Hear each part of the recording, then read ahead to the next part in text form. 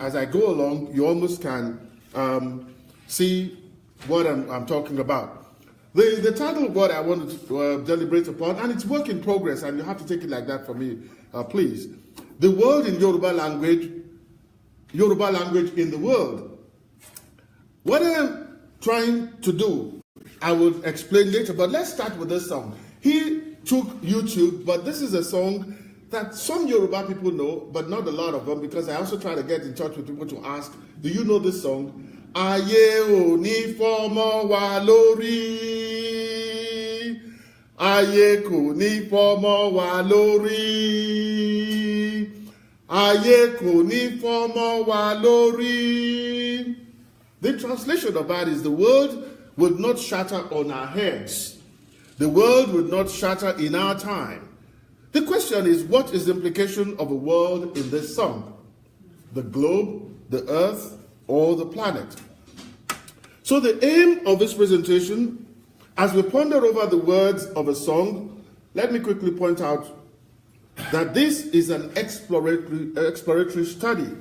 One of the aims is to review and analyze the different sources wherein the word Aye, world, in Yoruba appears. Aye is a word, it's a concept, it represents cultural and philosophical possibilities in understanding deeper dimensions of a language and its culture, especially conceptualization of time, which fortunately was dealt with yesterday. Umbiti would come up again. In Yoruba, we say that if his ears are getting hot, he probably would know that people are talking about him. That's if he's still alive, because it's going to be Umbiti, and those who have things to say against his idea. Especially conceptualization of time, identity of extraordinary beings, and life as part of a notion of world.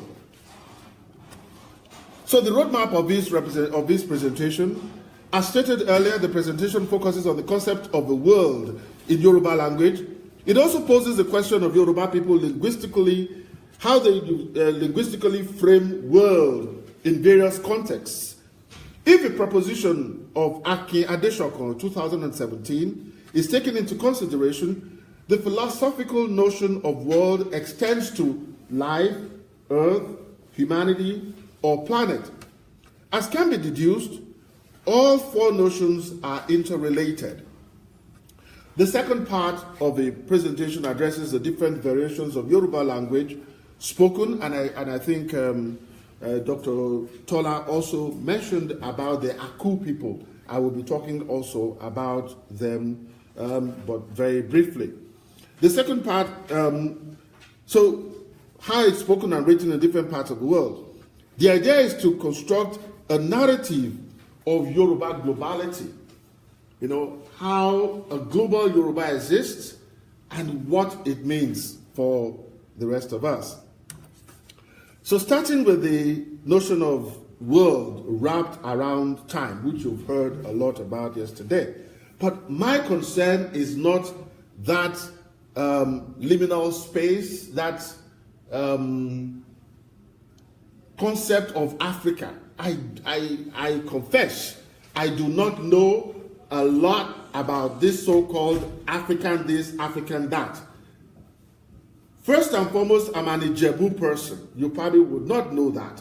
From my name and from the last speaker's name, we could deduce that we're linked together by our Ijebu-ness. That is what makes sense to us. That is how we see the world. But we're wrapped in a cover cloth of Yoruba.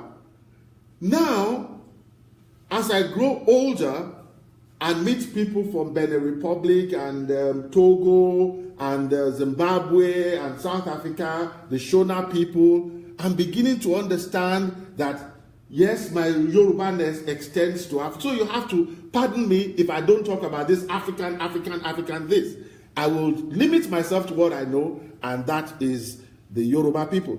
So I stated earlier, this presentation focuses on the concept of the world in Yoruba language. It also poses the question of Yoruba people linguistically frame the world in various contexts, like I said. So the past, for instance, in Yoruba language is termed ayé àtijọ́, and the present time, ayé òde òní. In both instances, space merges with time and ideas emerge. The time past is the world that is no more, ayé àtijọ́, in its physical essence. But we all accept that the world constantly renews its physical and metaphysical manifestations. What we see is what we sense. I intend to reflect briefly on the concept of time in the worldview of Yoruba scholars and intellectuals. In addition, address how a non-industrialized, agrarian, communal, peasant-oriented society conceptualized time against J.S. Mbiti's proposition that Africans lack the concept of future time. Our mode of production, like you know, which is time-based, influences our mode of social reproduction of ideas. If you hold on to that, you're not seeing that, but it's something I want you to think about how we would frame time as we go along. In the literature review, Moses Oke, in 2005, presented a counter-argument to J.S. Mbiti's proposition. According to Oke, assuming that Mbiti's claim about Africa's conceptualization of time is true, Africans should be incapable of conceiving a perception transcending, and that was what Anela was talking about yesterday, about this transcendental, perception transcending or knowledge transcending world. In effect, the African mind cannot be framed as simple or simplistic, because that's the whole idea. If you can't have this idea of a future, maybe you're just a simple mind, but I don't think so. It has shown its capability to engage in deep discourse, which we call origine, and we probably will talk about that. The past, the present, and the future. The flow of time can be captured in the idea that the world evolves, and with the living flow with it. Ayenyi Anto is the way Yoruba say it. Dr. Fayemi Ademola Kazim, in 2016, frames the understanding of time within the traditional contemporary continuum. He disagrees with the popular view that there is an absence of very long and infinite future time in traditional Yoruba thought. End of quote. His position is that there is a cogency of a three-dimensional time among Yoruba consisting of the past, the present, and the future. Though the past and the present are tied to the notion of world, the future is represented as the day ahead, Ọjọ́ Iwájú, just like the French word avenir translates to that which is to come. So it's not even a Yoruba peculiar thing alone. Even the French had their own word to say, the day ahead. The next slide you're going to see is just for me, so it's not for you. Sometimes when I see these words, I want to be sure that I understand what it means. So that's notes to self. So let the literature review continue. In case that's, most of you already know, but I didn't know, I had to check it out. So the complexity of a conceptualization can be seen in the personification of time and its interconnectedness. Kazim in 2016 again, calling Professor Sophie Oluwole, the retired philosophy professor, which I'm sure my friend Yusuf would know her, resorts to the proverb, which signifies the death and burial of today. According to the proverb, tí wọ́n bá ń pa òní, kí ọ̀la tẹ̀lé wọn, kí ó lọ wo ibi tí wọ́n ti sin. When today is being dispatched, tomorrow should be in attendance to see where the corpse is buried. The implication of this proverb, according to Kazim, is that the lessons of today, ayé òde òní, are milestones for the future. Today cannot be indifferent to the coming future. So, times and the crossroads. It should be quickly added that the three time dimensions also represent the unbroken cycle of the dead, àwọn ará àtijọ́, the living, àwọn aláyé, àwọn tó ní ayé, those who own the world are the living.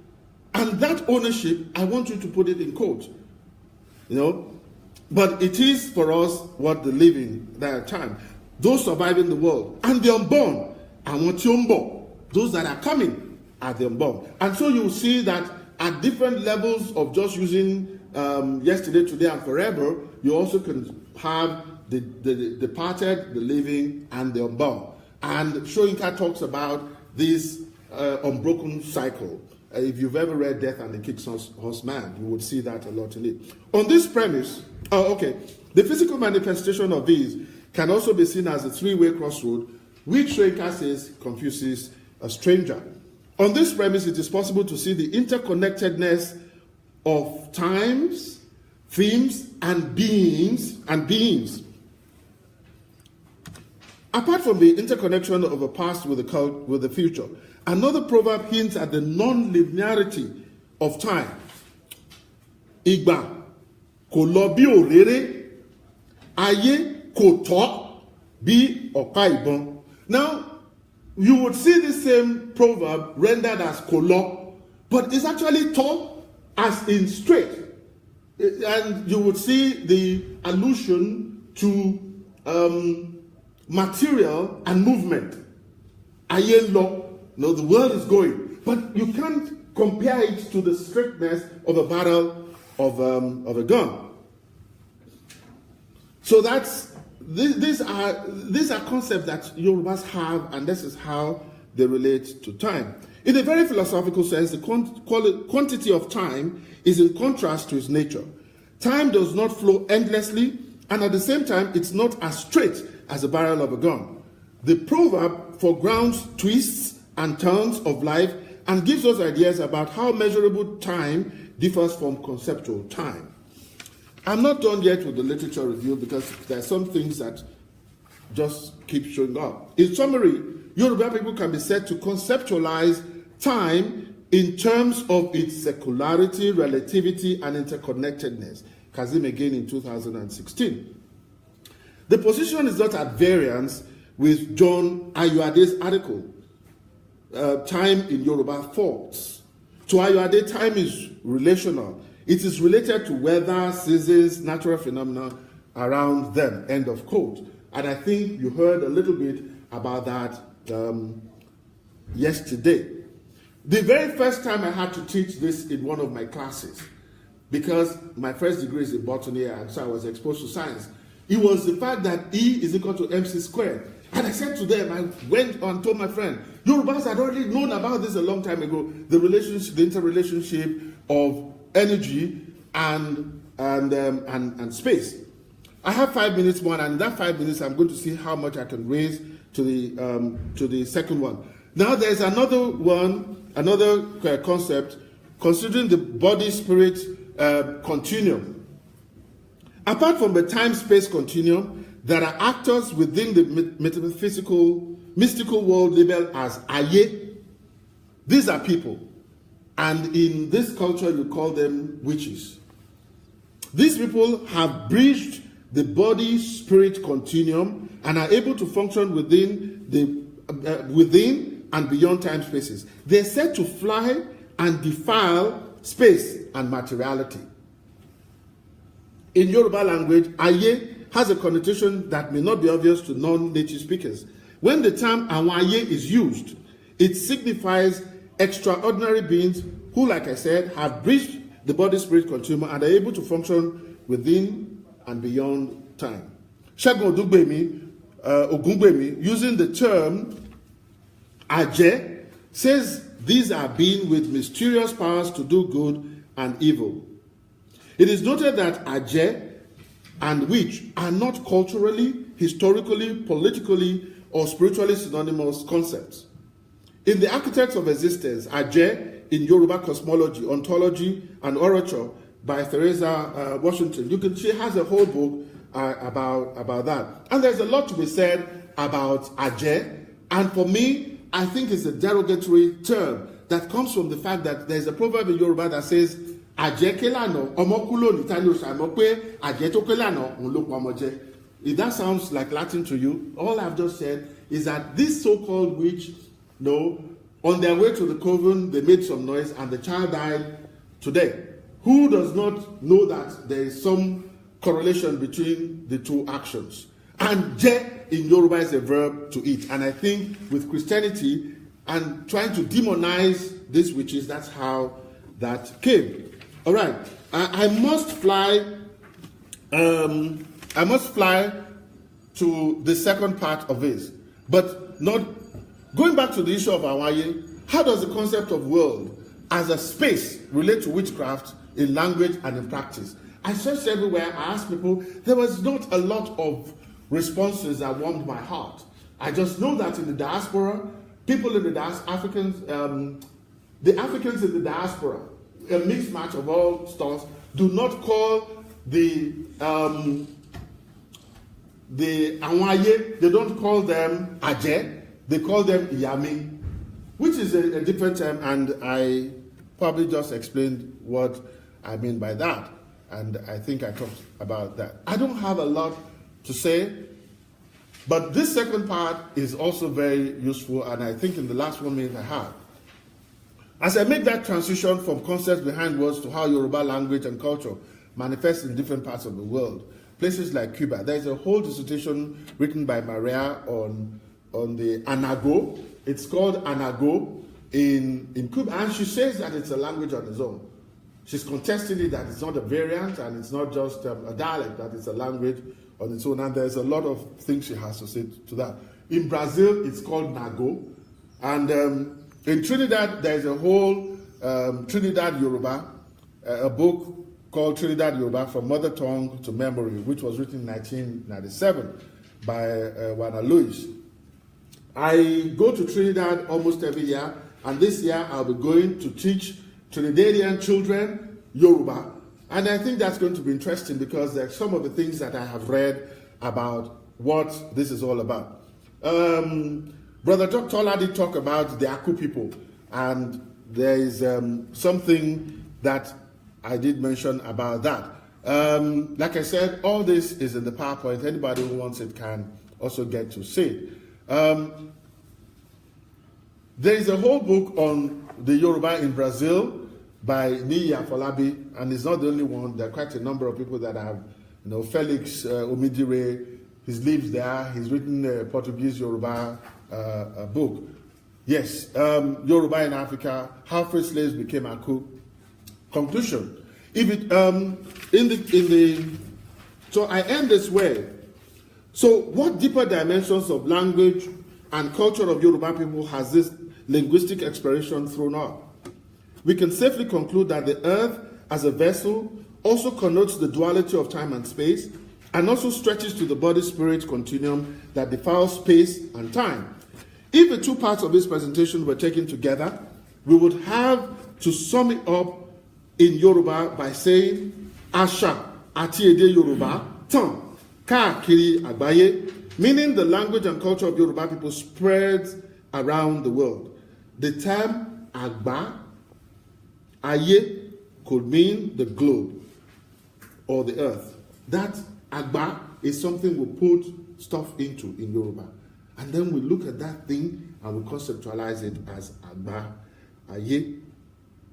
As we piece together the footprints of Yoruba language from different places, we begin to see a need for a collation of what retired General Ishola Williams calls the Global Yoruba Project. It's pending. The task will be retracing Yoruba people in different parts of Africa, Central America, South America, and the Caribbean. The task will not be easy, as there are many ethnic Yoruba-speaking and Yoruba-practicing individuals. Thank you very much for your attention.